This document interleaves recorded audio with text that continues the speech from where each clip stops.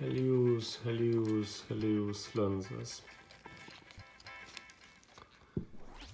First of all, this is a copy of the Biotar. I doubted for a few reasons. The quality of the build, maybe it just inherited some basic features for initiation, but it's never ever coming close. The craftsmanship is nothing even close to a German, even to German like 100 years ago. Anyway, today I put all of my variations which I own at the moment. These are the simplest ones. So this is the 44. This is a simple 44.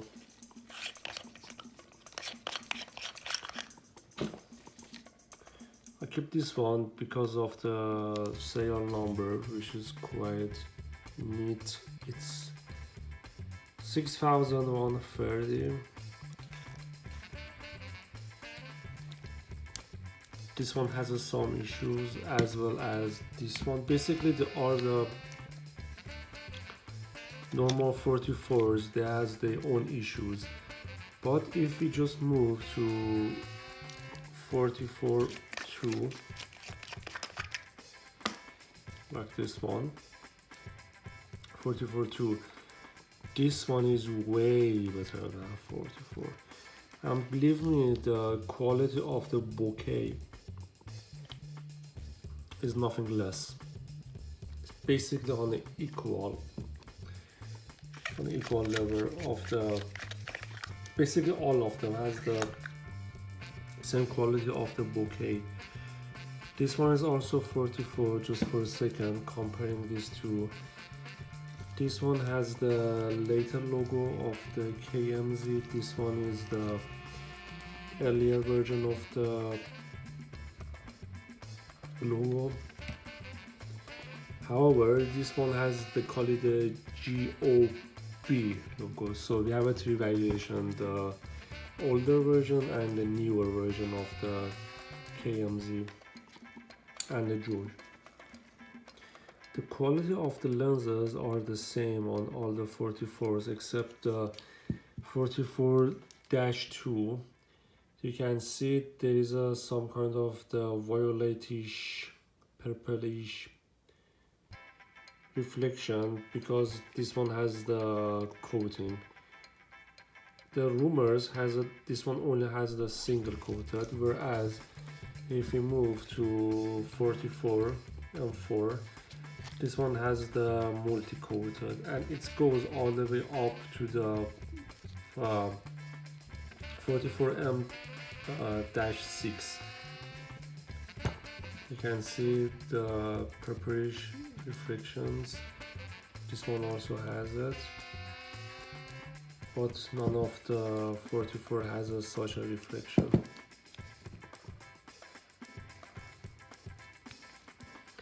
Okay, what is the problem with the 44? First of all, the mount is 39, it's not 42.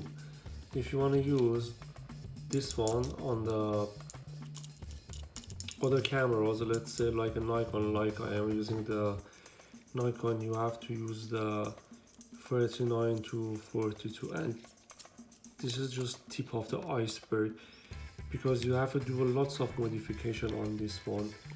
And the reason is that the whole lens is 1mm shorter compared to 44-2.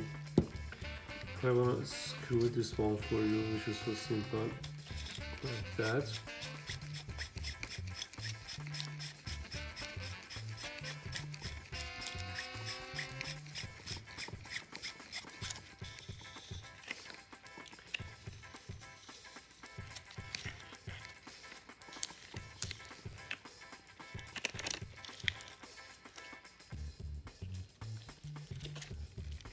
Okay, this one's a style. I opened the other 44. This is a things about the Russian build quality anyway.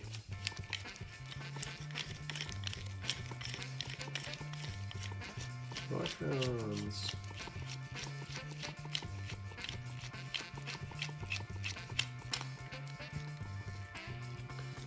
This is a helicoil part which is moved in and out for zooming. Excuse me, for focusing. This is a lens block itself. You have a diaphragm which has a very stupid design. You have to open them and servicing them like I did on this one. This one is okay-ish because there are some little oils. Anyway, I cleaned it again, it's coming out. The problem is the Russians put too much grease on them, and not any grease, the axle grease, the grease it used for mechanics, for a normal heavy duty machines, not for a camera, not a Teflon grease, not a, even though God's sake, not even the gun grease. This particular item is pain in the neck, the earliest one, because the last element doesn't open, so this is fixed. Anyway, we go to the D to 44-2. Open it up. By the way, this one wasn't the silver, it was the black. We changed polish to silver. So this is the 44-2. As you can see, the last element can be opened, which is good. I'm telling you why in a moment. Comparing the length of 44 to 44-2, it's even more than the 1 millimeter shorter. Plus, there is a washer inside. These washers, or spacer, or whatever they call it in the language,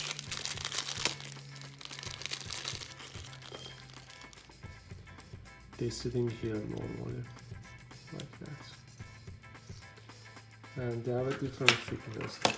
This one is from 44, and how I know that, because it's almost the 3 millimeters thickness, whereas for 44, the normal 44, it's just 1.5 millimeters. So again, you want to align it to a Nikon already 1 millimeter shorter, and just a 1.5 millimeter washer to reduce the thickness. Not really helpful. 44-2, 1 millimeter longer than 44, plus just by removing the washer, you can increase the 3 millimeter flange distance. Good. You can here, as I did, just add a one very thin wire as a shim and make it longer. 44, sorry, you cannot do that. So I put the 44 away. By the way, this one which is a stock, I think I might know why. Because this 44 which is the latest model of the KMZ, this one is different from the other, and the difference is in the last element, yeah, which you can unscrew it.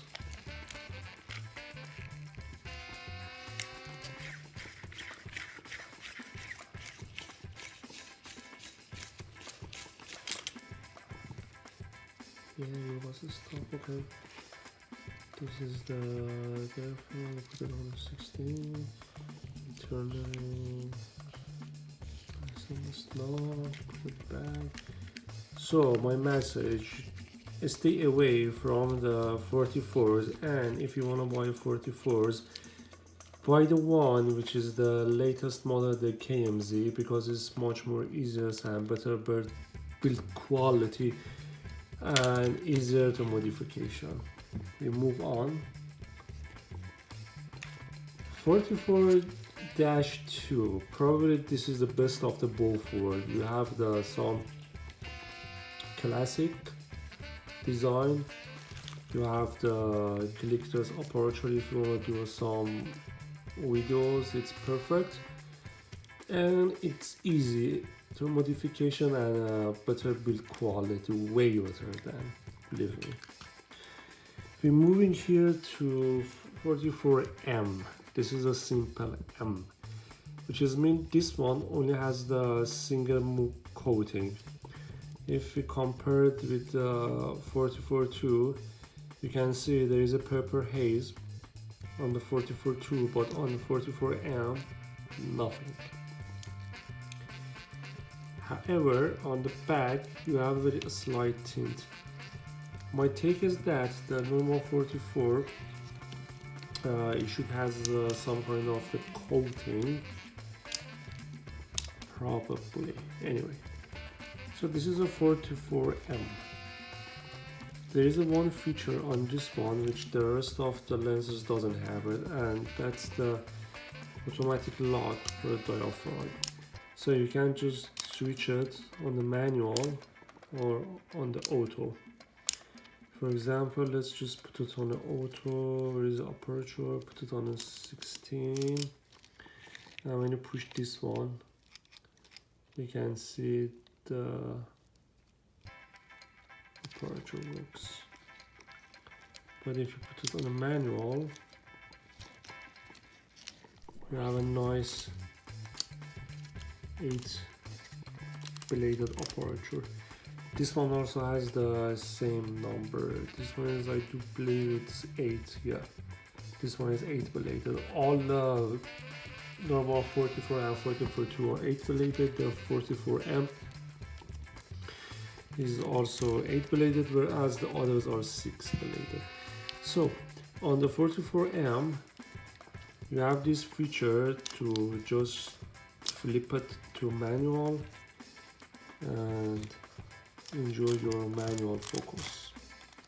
But if you're coming to 44M, you don't have the manual switch, so the thing is that you have to use the adapter, which is push down this pin all the time, or open it up somehow, made them trick to keep this one, because otherwise the aperture doesn't work without the manual automatically. This is a very pristine example. It didn't open. It's buttery smooth, which is kind of a surprise for me. And I use it with this cheap adapter to a Nikon, which I don't like it because it's make the images so soft. Comparing the serial numbers, okay, both are the latest KMZ. This one 8 aperture, this one 6 aperture blade. This one is like the at least 100 grams heavier because it has a brass ring inside, whereas this one is fully aluminum, and the bit quality inside of this, it's just different. I mean, the design, the craftsmanship is different on the 44M. But do I carry one? No, it's heavy. It's heavy. And this is my Helios, which I taken around me. The cap, and this one is changed, like a one-mouth job to make it work on a Nikon without any changing into lens blocks. And how I did that is a long story. Basically, I gathered the 0.5 millimeter by 0.5 millimeter from different places to make the flange distance correct. and this is my favorite because this is the JOY. Let me remove the filter. This is a JOY, not a KMZ. This is the latest. You can see the quality of the coating, which I compare to this one. You can see there is a less reflection, and there is a much less chromatic chromatic aberration, and less flare with this one comparing to the same series KMZ. I don't know why lots of people on the internet, this keyboard banger, they're just typing, yeah, don't buy the KMZ. Excuse me, go buy the JOY, not the KMZ. But I'm sorry, I use all of these lenses plus a lot more, which I don't count owning them and selling them. This one was the best. So if you want a good one, choose the Helios 44M-4 with the JOY. Way better. This scrub on this part is reduced to don't slag with the mirrors. Inside is changed to make it available. If you just, I mean, this is not even funny. If you want to compare these two side by side, let me remove the adapter. I'm not sure if you can really see it in this clip, but the real element is way protruded inside, and bear in mind this one is shorter, the metal is removed, and as you can see it goes way down, way inside. So this was my take regarding to these Helioses. I would try, I will be promising, I will try to post some links on the description below of my Flickr, just for a comparison to show you what is the difference between the Helios and the very cheap Japanese lens. It just happened to, I have this lens at the moment on my table. Anyway, you can see a difference between the coating. It just, you cannot even comparing them. This is the cheapest Pentax. I mean, this is a Pentax. Yeah, this is the F2 as well. They're so cheap. You can flood the river with these Pentax lenses. They build them. This one stay for maybe £10 or $10 or whatever, €10. This one goes like a 20 or 30 or even sometimes higher. This one is way sharper. It creates a reasonable bokeh. It's just different. I mean, the battery is smooth, the aperture is from 2 to 22, whereas this one is only to 16. The weight is very lighter. I mean, just look at the difference in the coating. Wow. Okay, that's it. Have a good one. Goodbye.